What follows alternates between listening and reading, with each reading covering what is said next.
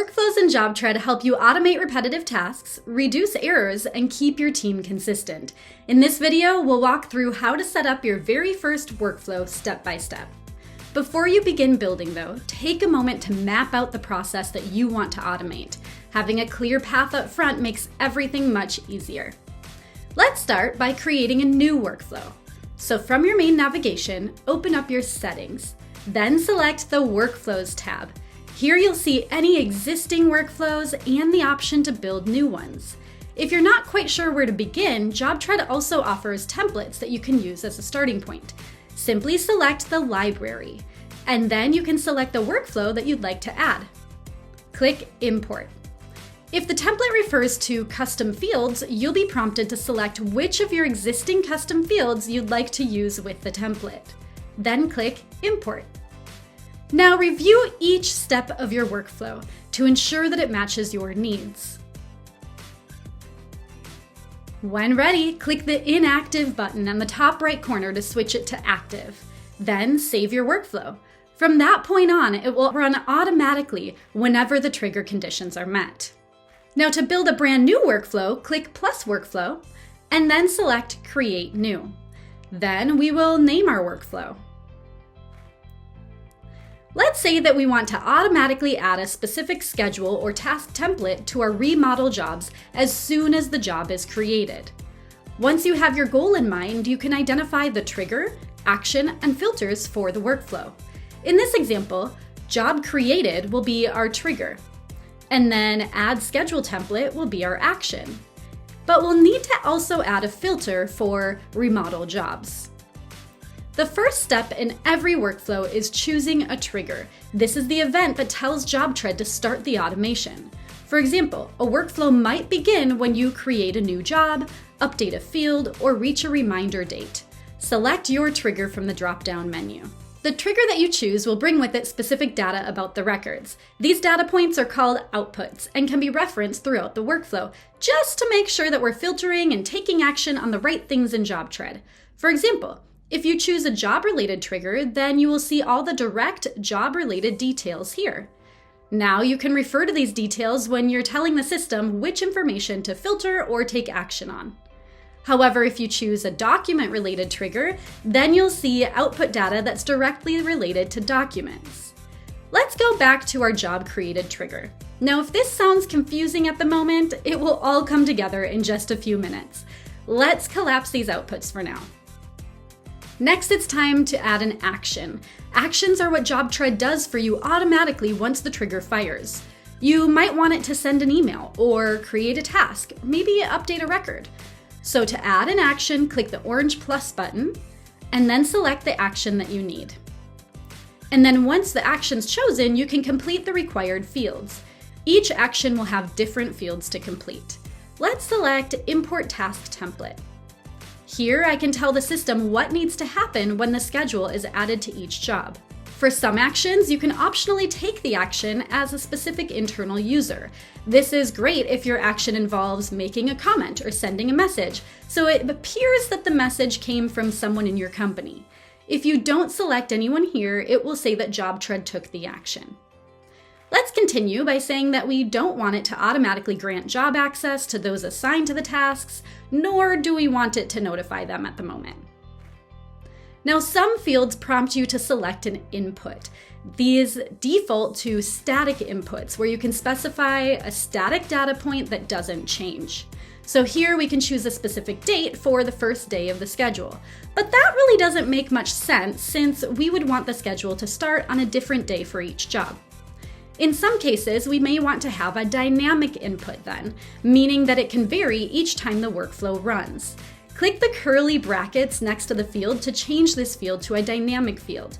So if I want day 1 of the schedule template to match the day the job is created, which is our trigger, we have two options. We can either click on the field to see a list of input options, and guess what? These fields match the data outputs provided by our trigger, so we can reference one of these like the job created at input. The other option is to simply type today in the dynamic field, and the schedule will start the day the workflow runs. If you'd like to add a 2-day delay for the schedule start date, then add today plus 2. Now let's move on to the ID fields. IDs are unique identifiers that allow records in JobTread to be referenced. Each record in JobTread has a unique ID, and it's often displayed after the last / in the JobTread URL. When building workflows, you'll be prompted to provide IDs to tell the system exactly what data you're referring to. Workflows can't read your mind, so this ensures that when a workflow runs, it is searching for and taking action on the right data. We'll start by completing the target ID field. The target is indicating the location where you'd like the action to take place or which record you'd like the action to affect. So far, we have only said that when the job is created, import a task template. However, we've not quite told it exactly where the schedule template should be imported.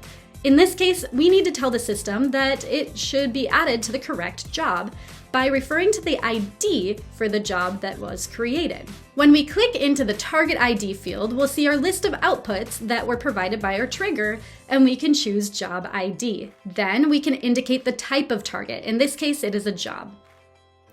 Lastly, we need to indicate which schedule or task template we'd like to add to the job. We also have a couple of options here. One option is to locate the task template ID in JobTread by opening, let's say, a new window, and then we can navigate to the catalog and find the schedule template we want.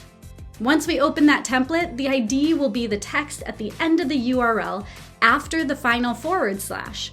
We can copy that, and now we'll head back to our workflow and paste the task template ID into the field. This would work just fine.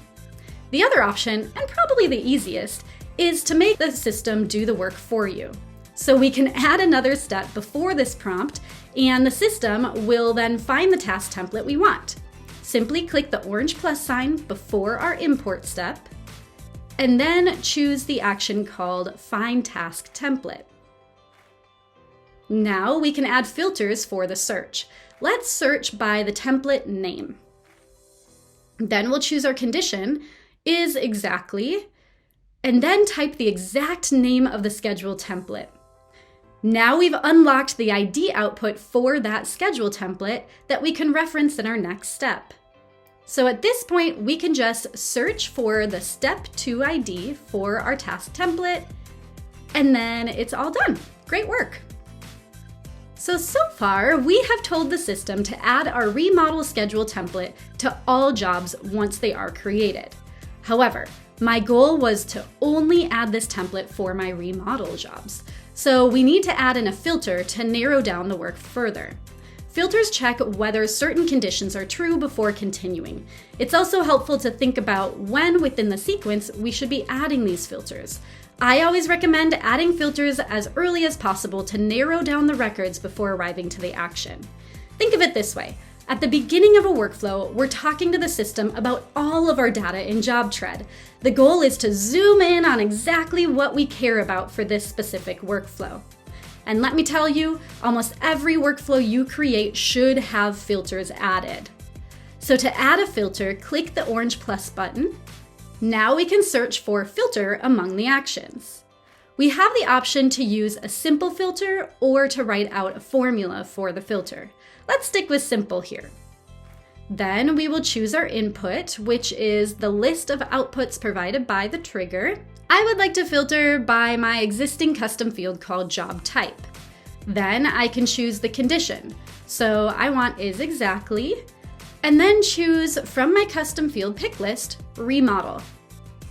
Now I can always add additional filters here if I would like to further narrow down the workflow. At this point, we have officially reached our workflow goal. Nice job. Now don't forget to save your workflow periodically as well. Before we activate this workflow, let's discuss a few other actions that people commonly use within their workflows. First, when building your workflow, if you aren't finding an input that you're looking for, it might mean that the input is not directly related to the trigger or another preceding action. So we don't quite have access to those data points yet. For example, the custom fields from my customer account will not be available here because my trigger is specifically providing data for jobs. All you need to do is add in a new step, and we're going to do a find action, And then you'll unlock data for that record type that you can now reference later in your workflow. Sometimes you might want the workflow to branch into different outcomes depending on conditions. That's where paths come in. Think of a path as a choose-your-own-adventure route for your automation. From the dotted line in your workflow, click the orange plus to add a new path. And then you can set up filters and actions for that branch just like before. Now, paths are optional, but they're a powerful way to handle multiple scenarios. For example, I already have set up this workflow for my remodel jobs, but maybe I have a different schedule template I'd like to add to my new construction jobs. Well, I can either create a new path from scratch, or I can clone the first step I would like to have in my second path, and then all the other steps will follow. Now I can change the filter to take action on new construction jobs and add in a new task template ID for my residential construction template. All right, now when a new job is created, the system will check to see if it is a remodel or a new construction job, and then add the appropriate schedule template. Pretty cool. Now, once you're finished setting everything up, the last step is to activate your workflow. By default, new workflows start as inactive, so you can double check them first. Once you're ready, click the inactive button on the top right corner to switch it to active. Then we're going to save our workflow. From that point on, it will run automatically whenever the trigger conditions are met for any future actions you take in JobTread. Now, we recommend running a test so you can make sure the workflow is functioning as expected. The best way to do this is to create a test record that would trigger the workflow. In this case, we can create a test job and make sure the job type is remodel. Perfect. Now, workflows have an intentional 15-second delay. So in about 15 seconds, we should see that the remodel schedule template was added to the job with today as the start date. I'm going to speed it up real quick so we can get there. Awesome, check it out. Now you can also see the workflow runs back in your settings within the Workflows tab. On the main tab, we will see all runs for all of our workflows. You can also designate who from your organization should receive email notifications if there are any workflow errors. By clicking on a workflow itself, you can then also see the runs just for that workflow. If there's ever an error, click on the run and expand the steps to note where the error is occurring so you can troubleshoot. And remember, you can always return to the workflow later to refine it, adjusting your triggers, filters, actions, and paths as your process evolves. Now, if you have any questions, please don't hesitate to reach out to your success manager or email support@jobtread.com.